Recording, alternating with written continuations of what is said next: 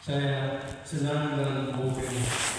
Buku saya juga menunjukkannya, tetapi dengan sengaja saya memasangkan yang juga menunjukkan saya gembira. Ya, dari awal sinode sampai sekarang saya sempat mengikutinya dan mendapat juga gambaran yang bagus tentang bagaimana gereja-gereja bebas itu, baik di sinode, tetapi misalnya tadi dari semua laporan mengenai visitasi kepada jemaat-jemaat masing-masing itu, ya memang saya juga mendapat informasi. Saya memang selalu juga mendapat bulletin yang ini dari Persediaan SWS, dan ada foto yang bagus itu Bapak Andri dengan istrinya yang baru nikah. Jadi yang melalui surat edaran dari Persediaan Sumba SOS Steun Oost Sumba, bantuan Sumba Timur, saya memang selalu mendapat juga informasi tentang bagaimana di GBST, tetapi baru pada waktu hadir secara fisik dan bisa berbicara dengan teman-teman dan mengikuti rapat, ya memang itu menjadi hidup, ya itu kalau membaca dari kertas, oh ya itu informasinya, tetapi kalau ya tinggal bersama-sama dengan saudara-saudara di sini itu paling baik, paling bagus juga, dan berarti kita juga bisa belajar satu dari yang lain. Karena apa yang saya belajar untuk ketika di sini juga penting, misalnya persekutuan yang ada dan kesempatan yang diberikan kepada setiap utusan untuk membuka hatinya atau membuka pendapatnya itu, bahwa ya ada sebenarnya waktu tanpa batas untuk bisa berbicara, padahal orang Belanda biasanya memperhatikan jam. Jadi memberi 3 menit atau 5 menit saja, dan kalau 5 menit itu habis, ketua topik sudah habis dan tidak boleh dilanjutkan lagi. Jadi lebih keras daripada sinode yang di sini. Tapi persilakan saya mulai dengan salah satu anekdot, satu cerita dari Papua, tempat saya melayani penduduk, dan itu mengenai ikan. Karena gereja-gereja bebas menggunakan ikan sebagai lambangnya, iktus, tetapi gereja NTK orang juga begitu, memakai ikan. Tetapi mungkin sudah melihat lambangnya di kop surat ada, saya tidak tahu bisa dipertunjukkan, tapi bagaimana lambang ikan dari NTK itu, dan bisa melihat ada perbedaan di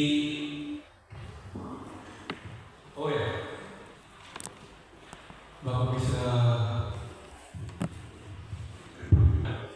dan ikan-ikan itu sebenarnya gula yang orang Belanda suka makan, tapi asin. Jadi bukan manis tapi asin. Jadi ini ikannya. Nah, pernah di Ko di Papua ada pembangunan gereja baru. Gereja yang dibangun dari materi setempat, pakai balon, pakai gabah-gabah untuk dinding, pakai atap rumput atau atap seng di situ juga. Tetapi ada pendeta Verslaus yang juga pernah ke sini visitasi kepada pendeta khusus yang penduduk, dan mungkin bapak-bapak yang sudah lansia masih ingat. Dan pada waktu pendeta Verslaus dengan pendeta lain datang mengunjungi bapak khusus, mereka pergi mengunjungi gereja bebas di Canangga atau di Tanah, di tengah jalan mereka terpaling dengan apa mereka jatuh ke dalam jurang. Dan ada juga pendeta Verslaus yang pada waktu itu hanya luka kaki, tetapi luka lutut saya pikir, tetapi bapak khusus memang ada luka di kepala waktu itu. Nah, pendeta Verslaus itu dia yang mendirikan gedung gereja di Tempelhof itu. Akhirnya ada menaranya, dan di atas menara dia taruh ikan, lambang ikan. Lalu ada teman-teman misionaris yang Kenapa kamu menaruh ikan tidur di atas menara? Kenapa tidak menaruh ikan berdiri? Kalau memberi ikan kaleng, bisa memberi ikan yang berbaring di kaleng itu, atau yang orang Papua yang ikan tidur, atau bisa beri kaleng sawis yang berdiri semua, ya. Tetapi kaleng ikan yang paling dijual itu ikan sawis, dan kaleng ini nomor ikan berdiri. Jadi kenapa pada sekali dipakai ikan berdiri? Nah, orang-orang di Suria pakai lambang ikan berdiri, bukan dengan sengaja, tetapi gereja bebas memakai ikan tidur sebagai lambang. Nah, ini memang lucu, tetapi maksudnya ikan itu punya arti besar, itu entah tidur atau berdiri. Dalam itu sudah beberapa kali dikatakan juga di sini, tetapi sebelumnya di gereja pada waktu peresmian gedung baru gereja ini juga sudah disebut itu ada lambang gereja bebas, tanda salib dengan ikan itu, Yesus Kristus anak Allah juru selamat, Yesus Kristus yang disalibkan menjadi juru selamat kita. Jadi ya, itu memang satu hal yang menyatukan kita dan juga semua orang percaya lain yang benar-benar mengakui Tuhan Yesus Kristus sebagai juru selamat yang satu-satunya di seluruh bumi. Nah, saya memang gembira untuk mendengar hal itu di sini, dan pasti saudara akan gembira mendengar hal yang sama dari gereja di Belanda juga, bahwa dalam hal itu kita benar-benar bersatu, kita bersatu. Saya memang selama saya di sini itu, saya berbicara dengan banyak teman, mendengar pembicaraan di sinode ini, tetapi saya sudah beberapa kali datang ke Parahyangan pada waktu saya masih melayani dalam program buku-buku Nintendo, dan kalau saya tidak salah, saya kira-kira 3 kali ke Parahyangan pada waktu itu. Jadi sudah lama juga mendapat surat edaran dari Ekspres itu. Jadi sudah lama mengenal DDBST sebenarnya, mungkin sudah dari tahun 90-an begitu. Jadi, tetapi dari pemikiran sekarang jelas juga bahwa ya ada tingkatan, ada hubungan yang akrab. Sebenarnya juga saya sebagai dosen tamu mengajar di STDC di Denpasar beberapa kali, dan sudah bertemu dengan beberapa teman yang secara pendeta di sini. Jadi sudah mengenal dari dulu pada waktu mereka masih mahasiswa dan saya menjadi dosen mereka. Yang saya senang mendengar itu bahwa gereja bebas itu benar-benar gereja yang hidup. Kalau mendengar laporan visitasi semua itu, pada umumnya boleh katakan gereja-gereja ini memang gereja yang hidup, yang mungkin ada problemnya, yang mungkin ada kesulitannya, yang mungkin ada pergumulannya, tetapi di mana-mana begitu. Gereja Belanda sama lama, mungkin kesulitannya berbeda, tetapi memang setiap gereja dimanapun memang mengalami kesulitan, entah di bidang spiritual, di bidang rohani, atau di bidang jasmani, di bidang finansial atau ekonomi. Selalu ada masalah-masalah. Selama dunia atau bumi ini belum diganti oleh bumi baru, masih akan tetap begitu. Dari itu keadaan yang ada di mana-mana. Namun, walaupun ada kesulitan itu, gereja itu bisa hidup dan aktif dan berusaha untuk hidup kudus sesuai kehendak Tuhan. Dan itu satu hal yang penting untuk kita juga macam saling mengokohkan, saling membantu, memberi keberanian, memberi bantuan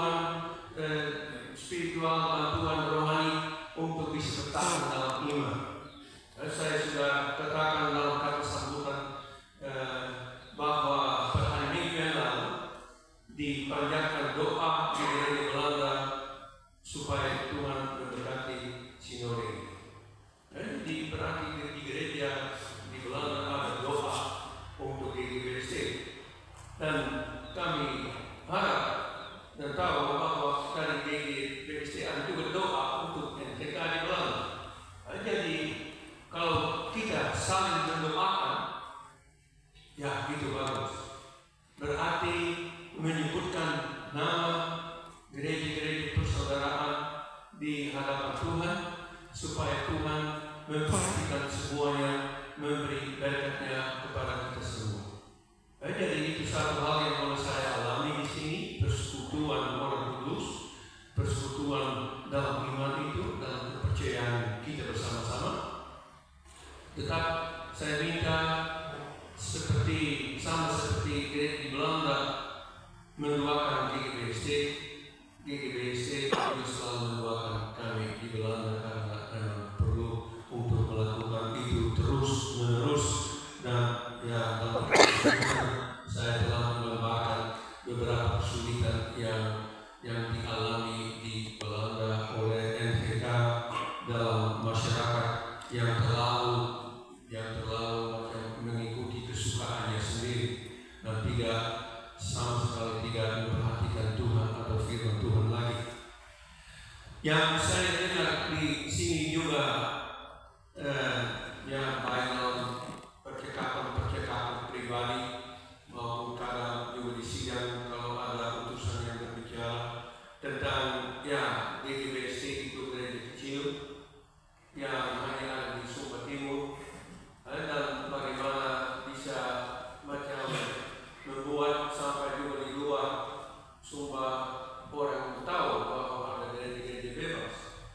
Mungkin ada yang bisa itu tidak apa-apa, kalau mereka tidak tahu tidak apa-apa.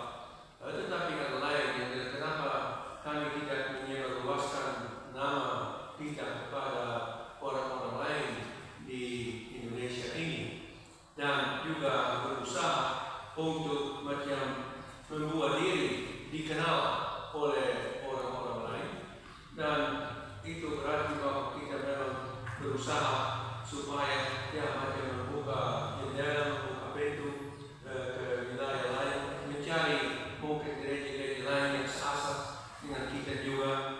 Artinya kita juga mengutus orang-orang muda untuk studi teologi di luar Sumba, ada SDI-nya, tetapi untuk bisa mendapat ijazah yang legal itu yang diakui oleh pemerintah memang perlu pergi ke tempat-tempat lain, entah ke Bali, STTIC, atau mungkin ke Malang, di mana ada STT Paletea, atau ada lagi di tempat-tempat lain itu.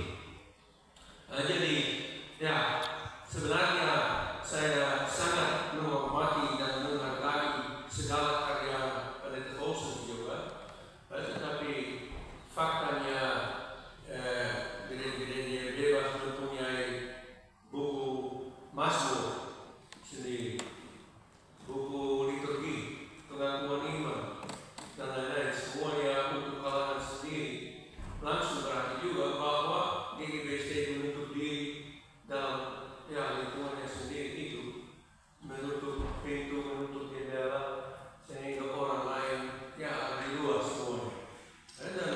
Dan seperti saya katakan, saya sangat menghargainya. Sebenarnya di NGK yang dulu sebelum pembebas atau sebelum pemersatuan, tetapi juga sebelum kedua gereja itu pecah tahun 60-an itu, sebenarnya begitu di Belanda juga.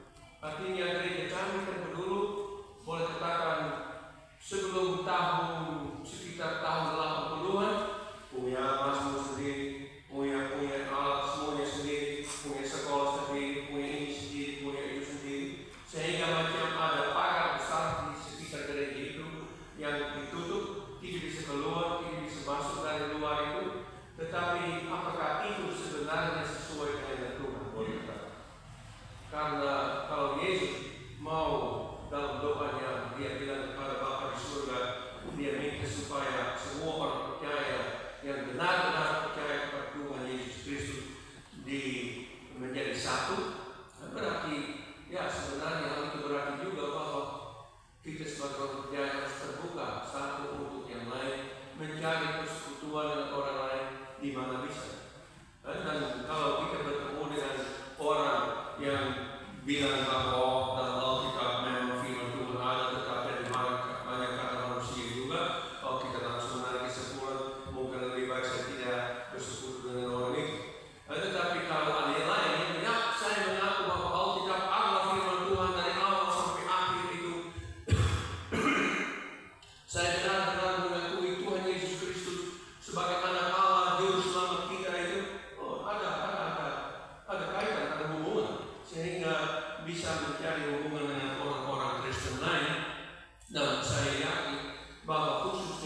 mahasiswa yang ikut sekolah di tempat lain itu bertemu dengan mahasiswa lain yang juga Kristen, terjadi macam satu hubungan yang baik, yang bagus, yang mungkin nanti setelah studi selesai menjadi alumni akan dilanjutkan. Dan seperti hari pertama saya bilang juga bahwa baik untuk membuat jaringan, untuk membuat network, mencari kaitan dengan gereja-gereja lain. Dan tadi malam masih disebut gereja Kristus Tuhan, dan permohonan untuk memperkenalkan gereja-gereja bebas kepada gereja Kristus Tuhan itu yang punya STT Aletheia itu. Nah, saya nanti bisa membuat itu, tetapi alangkah baiknya juga untuk mengirim surat kepada gereja-gereja itu, karena memang saya ada dengar juga hal yang bilang bahwa tetapi kami belum mengenal mereka. Nah bisa mengeluh tentang mereka tidak mengenal kami, tetapi sebenarnya hal itu sama halnya untuk kami tidak tahu siapa mereka. Jadi kalau kita tidak aktif untuk macam memperkenalkan nama dan identitas kita kepada orang-orang lain, mereka tidak akan mengenal kami. Saya masih ingat dari masa saya melayani di sini, duduk di kantor penerbit Bina Kasih itu yang menerbitkan beberapa buku bagi kami itu, antara lain buku Hidup Baru yang tentang kehidupan Kristen dalam konteks kebudayaan setempat itu. Saya mengajak mereka untuk menempatkan iklan-iklan buku-buku di surat-surat kabar. Tapi apa jawaban dari dia itu? Tapi kami tidak mengenal mereka. Saya bilang mana mungkin kamu akan dikenal kalau tidak menonton diri. Artinya harus macam memperkenalkan diri supaya mereka tahu siapa penerbit ini, siapa gereja ini. Jadi saya pikir baik untuk baik di dalam negeri maupun di luar negeri untuk mempersiapkan salah satu surat informasi, surat edaran yang bisa dikirim ke gereja-gereja lain. Seperti saya katakan, NTK itu di Belanda mempunyai gereja persaudaraan di Amerika, di Afrika, di Asia, di mana-mana di dunia ini. Dan ada gereja yang benar-benar sah menjadi gereja persaudaraan, tetapi ada juga gereja-gereja kontak yang belum tahu sih bagaimana identitasnya, jadi masih buru-buru, tetapi ada kontak, artinya dicari hubungan dan dicari informasi sehingga tahu bagaimana gereja ini bisa kita mengadakan relasi resmi, relasi gereja persaudaraan dengan gereja seperti itu, atau mungkin sesudah beberapa tahun mungkin tidak, karena gereja itu tidak terlalu aktif, atau gereja itu tidak terlalu mempunyai identitas yang jelas. Apakah mereka benar-benar reform? Maka kami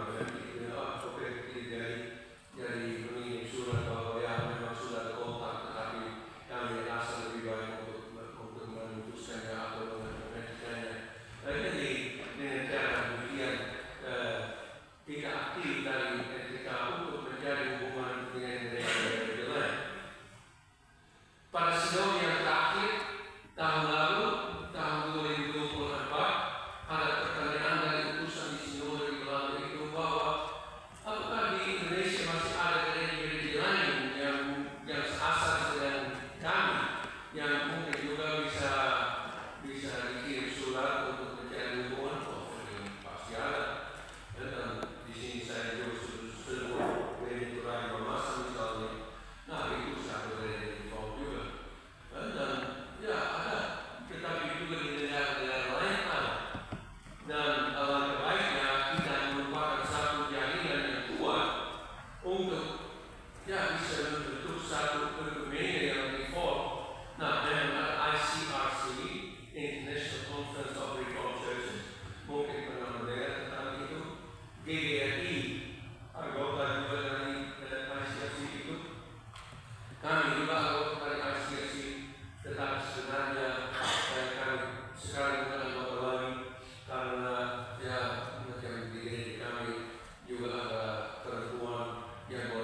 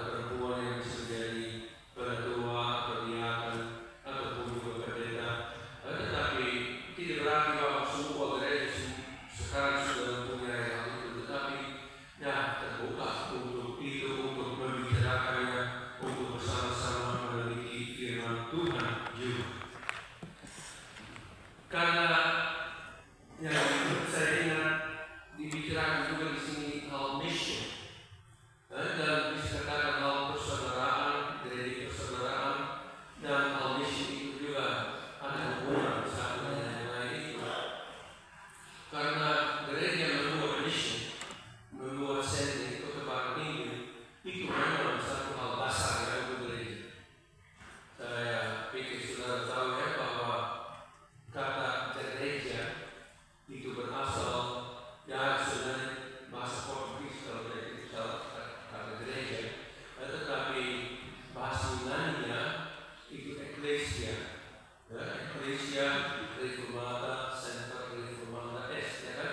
Ecclesia artinya gereja, tapi arti harfiah kata Ecclesia itu dipanggil keluar, artinya dipanggil keluar rakyat umum menjadi seleksi. Jadi sebenarnya arti harfiah kata Ecclesia berarti sebuah seleksi, sebuah pilihan orang-orang tertentu yang diambil, yang dipilih dari keseluruhannya menjadi gereja. Dan dalam bahasa Yunani umum, kata Ecclesia itu dipakai oleh tentara-tentara pada waktu mereka pergi merebut wilayah baru, ya, seperti dalam kekaisaran Romawi itu mereka merebut seluruh wilayah di sekitar Laut Tengah itu sampai Mesir, Afrika Utara, dan mereka merebut sampai Persia, jadi itu sampai Belanda juga, sampai Inggris juga. Dan pada waktu mereka merebut satu wilayah baru, satu suku baru, mereka menempatkan satu eklesia di sana. Artinya itu satu seleksi dari pihak mereka sendiri, dan mereka mengambil juga orang-orang dari orang setempat, yang kepala suku atau mungkin ada orang pemimpin yang lain, dan dibuat satu tim, satu grup yang disebut eklesia yang punya tugas untuk memperluas kuasa Romawi di seluruh wilayah. Jadi mereka mempunyai tugas misi, dalam arti mereka harus mengurus supaya seluruh wilayah itu nanti di bawah pengawasan atau kuasa Kaisar Roma. Jadi sebenarnya tugas eklesia itu adalah untuk macam ya merebut wilayah seluruhnya. Dan hal itu berarti kalau orang untuk gereja Kristen, berarti bahwa gereja punya tugas utama itu, yaitu merebut dunia untuk Yesus Kristus. Dunia, bumi yang diciptakan oleh Tuhan, yang dirampas oleh iblis, harus kembali ke dalam kuasa Tuhan. Dan sebenarnya itu tugas misi, yaitu untuk merebut kembali dunia dari tangan iblis dan dari tangan bangsa-bangsa yang mengikuti iblis itu, untuk menjadi milik Tuhan, menjadi milik Yesus Kristus. Jadi kita bersama-sama mempunyai tugas itu untuk merebut dunia bagi Tuhan Yesus Kristus. Ya, jadi kembali ke ikan tadi itu, kalau ikan itu tidak hidup di dalam airnya itu, dia akan mati. Ya. Gereja yang tidak bermisi akan mati. Mungkin ada bapak, ada anak-anaknya, ada cucunya yang anggota gereja, tetapi kalau tidak aktif untuk memberikan Injil kepada tetangga, kepada orang sekampung atau orang di negara atau di dunia, ya memang itu tugas untuk bisa melanjutkan gereja Kristus di muka bumi ini. Jadi saya pikir misi juga terjadi di sini, perlu juga tenaga untuk misi itu jelas. Tetapi sudah dengan cara hidup Kristen, dengan kata-kata kita, dengan perbuatan kita, memberi kesaksian kepada orang lain yang bukan Kristen bahwa oh itu orang Kristen. Jadi bagaimana cara hidup mereka? Mereka merasa tertarik pada itu, mereka merasa tertarik, kemudian mendapat kesempatan untuk menyampaikan Injil kepada mereka. Ya berarti bahwa nanti orang lebih banyak akan datang bergabung dengan gereja menjadi orang percaya. Dan dalam hal itu ya perlu kita fleksibel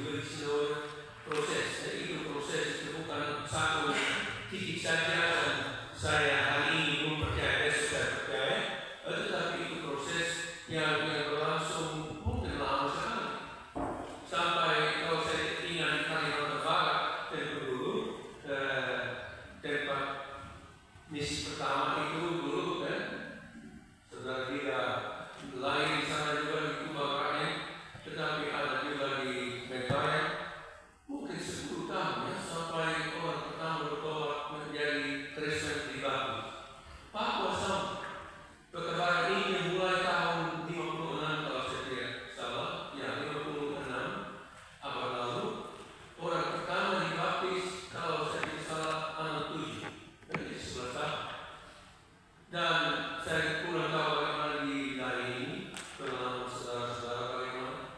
Tetapi itu waktu yang perlu kita sabar, perlu kita aktif memberikan keinginan, tetapi dalam itu kita juga sabar, berbelas kasihan, memperhatikan situasi orang, membantu di mana bisa, di mana perlu, supaya orang-orang merasa tertarik dan mereka tidak lihat, oh itu orang Kristen, orang Kristen punya hidup sendiri, kami tidak urusan dengan itu.